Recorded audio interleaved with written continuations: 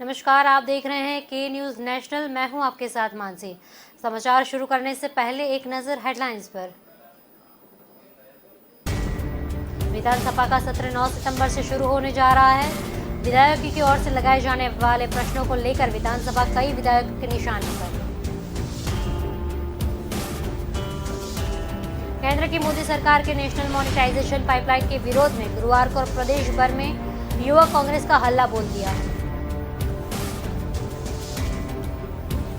खाजूवाला विधायक और पूर्व संसदीय सचिव गोविंद मेघवाल एक बार फिर चर्चा में। इस बार अपने विधानसभा क्षेत्र के कार्यक्रम के दौरान युवक के सवाल पर आग बबूला हुए। अपने बयानों से विवाद में घिरे रहने वाले रामगढ़ के पूर्व विधायक ज्ञानदेव आहूजा ने फिर एक बार पूर्व कॉन्फ्रेंस में ऐसा बयान दिया जो चर्चा का विषय बना। मतदान 6 जिलों की पंचायत समितियों और उनमें आ रहे जिला परिषदों के वार्डों में सदस्यों के लिए हुआ। विधानसभा का सत्र 9 सितंबर से शुरू होने जा रहा है, लेकिन विधायकों की ओर से लगाए जाने वाले प्रश्नों को लेकर विधानसभा कई विधायकों के निशाने पर है।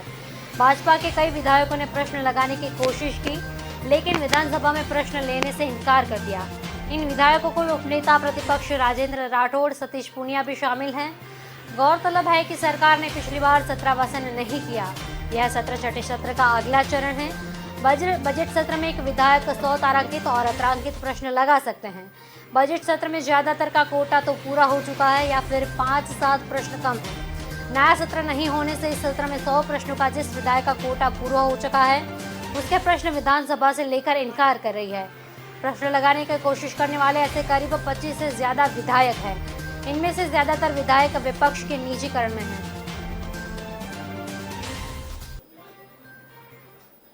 केंद्र की मोदी सरकार के नेशनल मॉनिटाइजेशन पाइपलाइन के विरोध में गुरुवार को प्रदेश भर में युवक कांग्रेस का हल्ला बोल किया। प्रदेश के सभी जिलों में एक साथ दोपहर 12:30 बजे सभी जिला मुख्यालय पर मोदी सरकार के खिलाफ प्रदर्शन कर विरोध दर्ज कराया।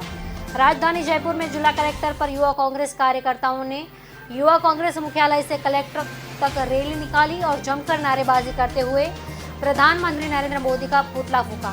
इस दौरान युवा कांग्रेस कार्यकर्ताओं ने नारेबाजी करते हुए निजीकरण बंद कर नारे लगाए। प्रदर्शन के दौरान युवा कांग्रेस के प्रदेश संगठन महामंत्री आयुष भारद्वाज ने कहा कि केंद्र की मोदी सरकार देश को गिरवी रखने के कार्यक्रम नेशनल मॉनिटाइजेशन पाइपलाइन के तहत निजीकरण के नाम पर 13 क्षेत्रों में देश की बेशकीमती संपत्तियों को बिक्री कर उन्हें चंद उद्योगपतियों के हवाले कर रही है। जैसे जैसे सरकार निजी हाथों में सरकारी संपत्तियों को बेचेगी, युवाओं के लिए रोजगार के अवसर भी खत्म होते चले जाएंगे। जो सार्वजनिक क्षेत्र अब तक निष्पक्ष था, निजीकरण से इनमें एकाधिकार उत्पन्न होगा। युवाओं को जहां संवैधानिक प्रावधानों के अनुरूप रोजगार के अवसर मिल रहे थे, इस कार्यक्रम के पूर्ण होने पर वे सभी बंद हो जाएंगे। निकट के भविष्य के राष्ट्र में लिए सब कार्यक्रम हानिकारक साबित हो सकते हैं। भारद्वाज ने बताया कि इतिहास गवाह है कि देश पर जब जब विपत्ति आई है तब तब कांग्रेस देश के बचाव में आगे उतरी है। मोदी सरकार जिन संपत्तियों को कौड़ी के भाव उद्योगपतियों को बेच रही है, उन संपत्तियों को कांग्रेस सरकार ने 17 सालों से बचाए रखा है। बात बात पर गुस्सा करने वाले खाजूवाला विधायक और पूर्व संसदीय सचिव गोविंद मेघवाल एक बार फिर चर्चा में आए। इस बार अपने विधानसभा क्षेत्र से कार्यक्रम के दौरान युवक ने सवाल कर दिया तो उन्हें गुस्सा आ गया। फिर तो इतने नाराज हुए कि डांटते हुए जमकर गालियां बरसाई। इतना ही नहीं, बाद में अपना रौब दिखाते हुए उस युवक को गिरफ्तार भी करवा दिया। इस पूरे घटनाक्रम को किसी ने मोबाइल में रिकॉर्ड कर लिया। दरअसल खाजूवाला के कंकराला गांव में गोविंद मेघवाल एक स्कूल में आयोजित कार्यक्रम में हिस्सा लेने गए थे। वहां गांव के ही ईश्वरराम मेघवाल ने पुराने मामले में विधायक से सवाल कर लिया और जवाब आने से पहले मोबाइल से रिकॉर्डिंग शुरू कर दी। इस बार मेघवाल थमा गए। उन्होंने आरोप लगाया कि युवक सामने वाली पार्टी का है और वीडियो बनाकर मुझे बदनाम करने की कोशिश कर रहा है। करीब 1 मिनट के वीडियो में विधायक कई बार अभद्र भाषा का उपयोग कर रहे थे। विधायक का आरोप है कि युवक केंद्रीय मंत्री व बीकानेर के सांसद अर्जुन राम मेघवाल के बेटे रवि मेघवाल का समर्थक है और उन्हें बदनाम करने के लिए हर बात सोशल मीडिया पर डाल रहा है। ईश्वरराम का आरोप है कि कुछ दिन पहले विधायक ने सार्वजनिक तौर पर कहा कि उसकी शादी उन्होंने चंदा करके कार्यवाही की, जिसके बाद स्पष्टीकरण मांग रहा था। विधायक के तब के बयान ऑडियो वायरल हुए थे। अपने बयानों से विवाद में घिरे रहने वाले रामगढ़ के पूर्व विधायक ज्ञानदेव आहूजा ने फिर एक बार एक कॉन्फ्रेंस में ऐसा बयान दिया जो इस दिन चर्चा का विषय बना हुआ है। यह बयान आहूजा ने बांसवाड़ा के जनसंख्या नियंत्रण कानून को लेकर जनसंख्या समाधीन फाउंडेशन की ओर से आयोजित कार्यशाला में दिया। आहूजा ने कहा कि देश में मुसलमान 5 से 25 वाली गणित को ध्यान में रखकर जनसंख्या बढ़ा रहा है। उनकी सोच देश का विभाजन कर एक बार फिर नया इस्लामिक देश बनाने की है। पहले वह ताकत के बल पर पूरे देश में आए, अब वह लोकतांत्रिक बल पर वजूद बनाने जुटे हैं। आहूजा ने कहा कि देश में सनातन धर्मावलंबियों की संख्या कम हो रही है, इससे जनसंख्या संतुलन बिगड़ रहा है। आहूजा ने जनसंख्या बढ़ने से देश में बेरोजगारी, ट्रांसपोर्ट, स्कूल, कॉलेज, चिकित्सा, बिजली, पानी जैसे संसाधनों की किल्लत बढ़ रही है। उनकी संस्था प्रदेश के सभी 33 जिलों में रोकथाम को लेकर कार्यशालाएं आयोजित कर रही है। यहाँ लोगों से उनके विचार लिए जा रहे हैं। इस दौरान लोगों को जनसंख्या पर नियंत्रण के लिए प्रेरित किया जा रहा है। फाउंडेशन की ओर से सभी जिलों की यात्रा के बाद जयपुर के महापड़ाव डाला जाएगा। इसके बाद विषय को लेकर फाउंडेशन प्रधानमंत्री नरेंद्र मोदी से मिलेगा। साथ ही जनसंख्या नियंत्रण कानून को लागू करने की मांग उठेगी। कार्यशाला को फाउंडेशन अध्यक्ष नारायण लाल चौधरी ने भी संबोधित किया। इस मौके पर बांसवाड़ा के करीब 300 लोगों ने कार्यशाला में हिस्सा लिया था। राजस्थान में पंचायत चुनाव 2021 के पहले चरण में गुरुवार को 62 वोट डाले मतदान 6 जिलों की 25 पंचायत समिति और उनमें आ रहे जिला परिषद के वार्डों पर समस्या के लिए हुआ। जोधपुर के 4 मतदान केंद्रों पर हंगामा भी हुआ। सबसे ज्यादा वोटिंग जोधपुर जिले की पंचायत समिति केरू में हुई, जबकि सबसे कम वोटिंग सिरोही के रेवदर पंचायत समिति में हुई। प्रदेश के मतदाता वाले सभी 6 जिलों में मतदान शांतिपूर्ण रहा। जोधपुर के 4 केंद्रों पर महिलाओं के बदसलूकी, मारपीट, भाजपा कांग्रेस कार्यकर्ताओं में झड़प, हमला जैसे मामले सामने आए। जयपुर, दौसा, भरतपुर, सिरोही और सवाई माधोपुर में चुनाव के दौरान किसी तरह की कोई अप्रिय घटना नहीं हुई। जयपुर में 7 पंचायत समितियों में 62% वोटिंग हुई। जयपुर की कोटपुतली में पंचायत समिति में सबसे ज्यादा मतदान हुआ था।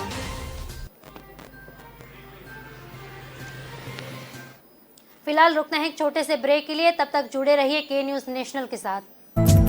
दिल का परिंदा उड़ चला, अंदाज अपना मन चला, खुद की तो सुन ले, जी भर के जी ले, रुकना ना तू अब ठहर। Lyra, anytime, anywhere. Lyra, everybody loves to wear. Lyra, anytime, anywhere.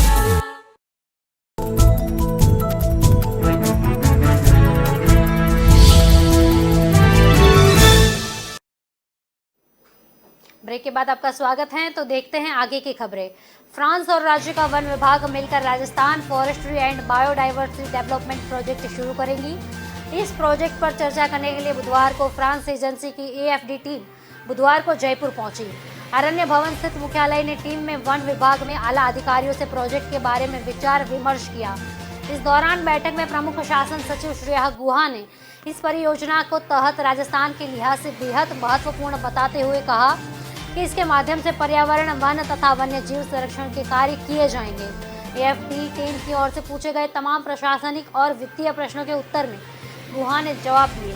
वहीं प्रधान मुख्य वन संरक्षण एवं बल प्रमुख डॉक्टर दीप नारायण पांडे ने बताया कि फ्रांस और वन विभाग मिलकर Rajasthan and biodiversity development project शुरू किया जाना चाहिए।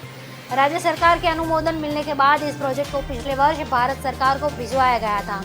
बैठक में जैव विविधता, वन प्रबंध, वन्यजीव प्रबंध आदि में नवाचार जो इस परियोजना में प्रस्तावित किए गए। अतिरिक्त प्रधान मुख्य वन संरक्षण एवं मुख्य वन्यजीव प्रतिपालक अरिंदम तोमर ने वन्यजीव संरक्षण के संबंध में योजना में प्रस्तावित कार्यों की जानकारी दी। वित्त विभाग के संयुक्त सचिव आशुतोष वाजपेयी की परियोजना के संबंध में वित्तीय मुद्दों पर जानकारी दी।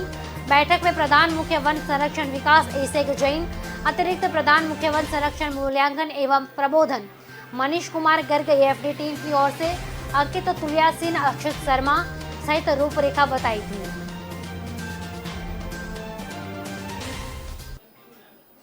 गहलोत सरकार मुख्यमंत्री लघु उद्योग प्रोत्साहन योजना के प्रावधानों में संशोधित करने जा रही है। मुख्यमंत्री अशोक गहलोत ने गाइडलाइन और प्रावधानों को मंजूरी दे दी है।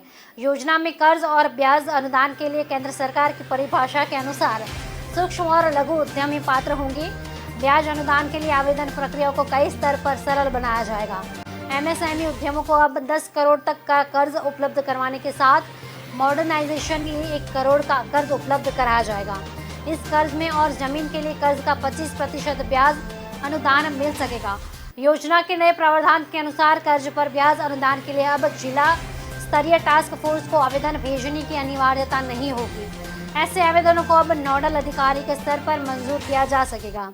इस योजना में राजस्थान अर्बन कोऑपरेटिव बैंक भी कर्ज दे सकेगा। नए प्रस्ताव के अनुसार हस्तशिल्पी, दस्तकार और शिल्पकार धारकों को 3 लाख रुपए तक का कर्ज ब्याज पर अनुदान मिलेगा। बनकर कार्ड धारकों के लिए 1 लाख रुपए तक के कर्ज पर पूरा ब्याज सरकार के चुकाने की मौजूदा व्यवस्था जारी रहेगी। योजना के तहत छोटे उद्यमों की व्यापार करने के लिए 1 करोड़ रुपए तक का कर्ज मिल सकता है। इसमें ब्याज अनुदान की राशि का 2/3 हिस्सा माइक्रो उद्यमों को दिलवाने की प्राथमिकता दी जाएगी। योजना के तहत अपात्र उद्योग इकाई के ब्याज अनुदान का लाभ लिए जाने पर जिला टास्क फोर्स मामले में रिकवरी करेगी। 18% पेनल्टी भी वसूल कर सकेगी। खनन, रियल एस्टेट, शैक्षणिक संस्थान, कोचिंग, अलाभकारी संस्थाएं इनके लिए लाभ के पात्र होंगी।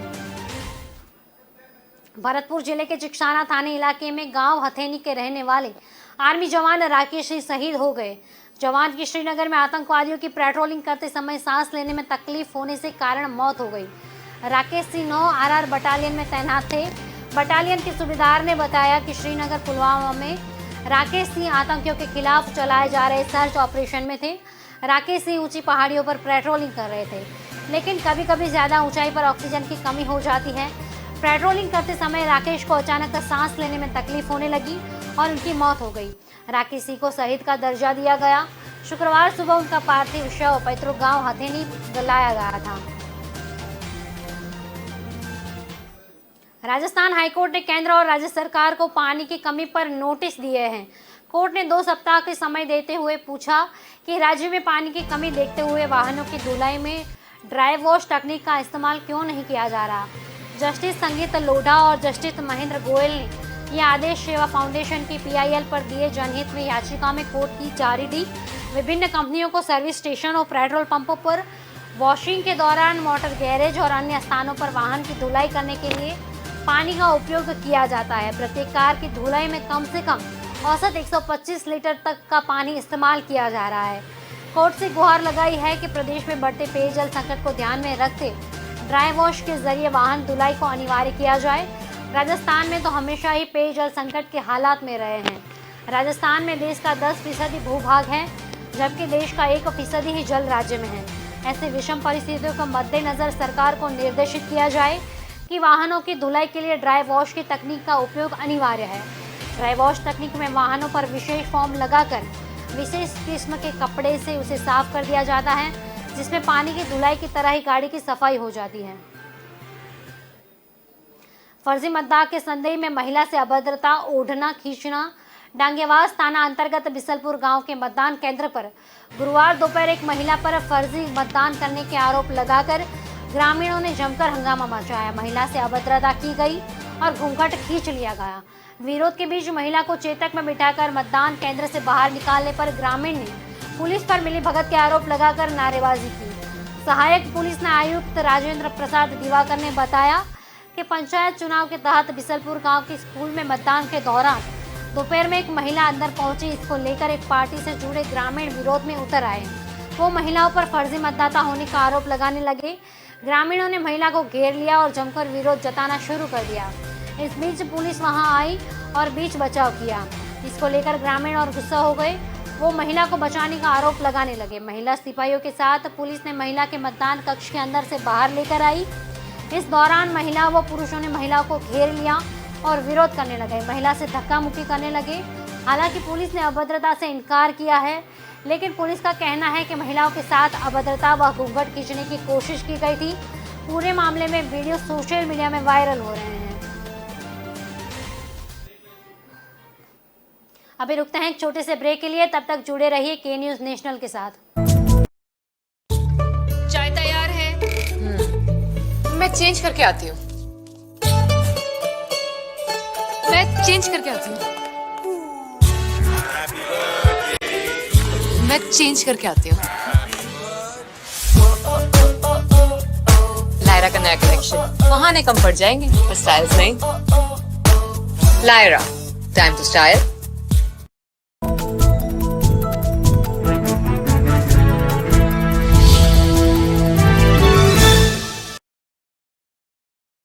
ब्रेक के बाद आपका स्वागत है। तो देखते हैं आगे की खबरें।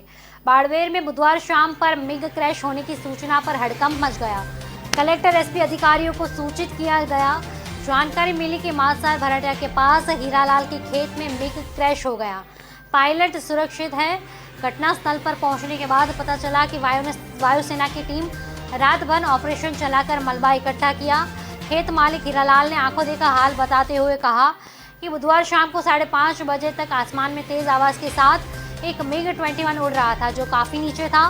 महज चंद मिनट में तेज धमाके के साथ मिग 21 हीराराम के ठाणी के पास गिर गया। हीराराम ने बताया कि शाम के 5:30 बजे परिवार के लोग सहित दादी के स्वर्गवास पर 1 किमी दूर शोक कार्यक्रम में गया था। वहां से वापस आ रहा था, तभी लोग मौके से 100 फीट दूर थे। अचानक आसमान से हवाई जहाज नीचे गिरा।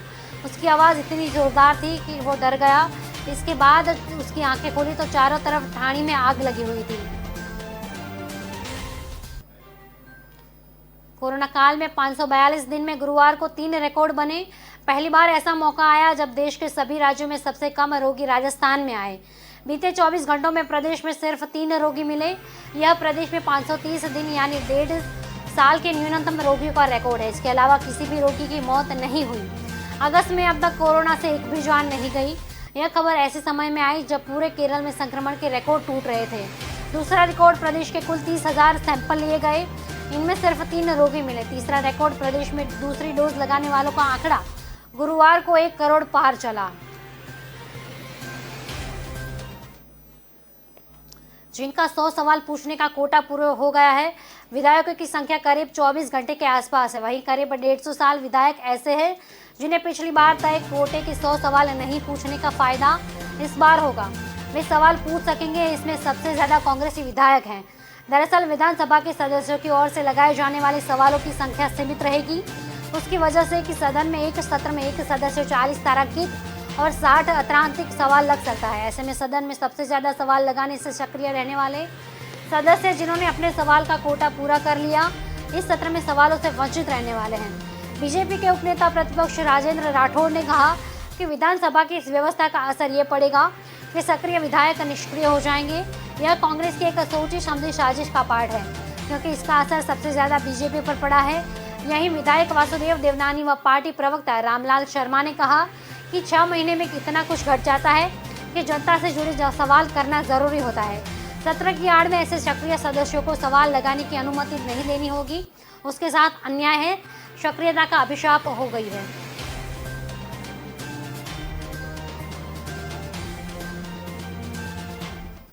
कई दिनों से चल रही मंत्रिमंडल विस्तार की चर्चाओं के बीच यूडीएच मंत्री शांति धारीवाल ने कहा कि राज्य की गहलोत सरकार में बदलाव का सवाल ही नहीं उठता।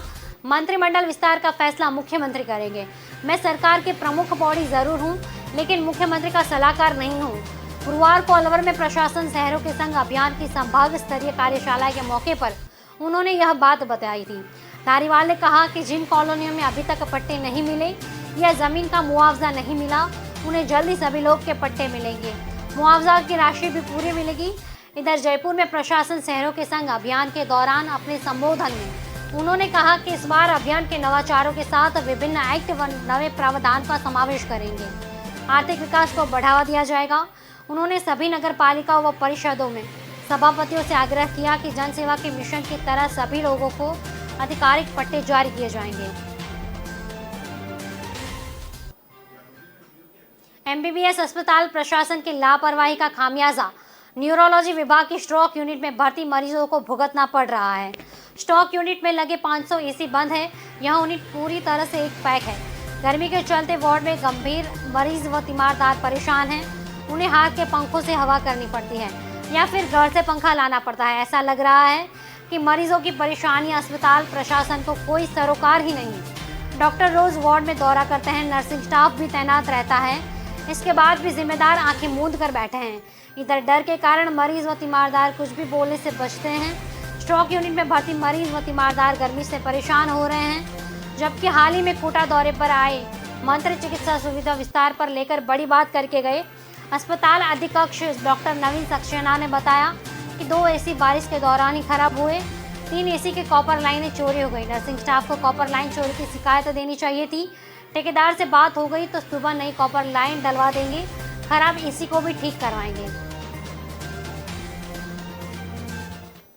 राजस्थान की खबरों में अभी सिर्फ इतना ही। आगे की अपडेट के लिए देखते रहिए के न्यूज़ नेशनल। नमस्कार।